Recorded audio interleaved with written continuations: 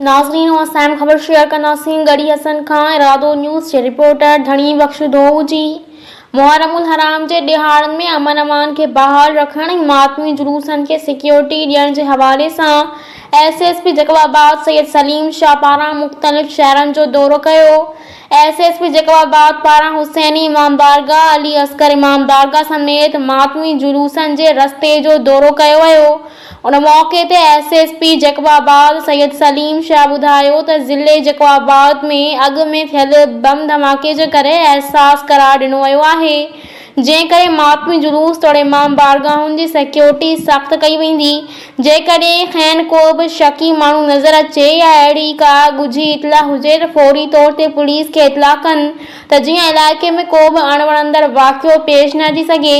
ज़िले में अमन अमान जी फ़िज़ा बरक़रार रखण ऐं ज़िले में क़ानून जी बालादस्ती बरक़रार रखण ऐं अवाम जी जानो माल खे हिफ़ाज़त लाइ हर मुमकिन क़दम खंया वेंदा ऐं ॾोहनि ऐं समाजी बुरायुनि ऐं जवाबी टकरियुनि ख़िलाफ़ बिना फ़र्क़ कार्रवाई कई वेंदी।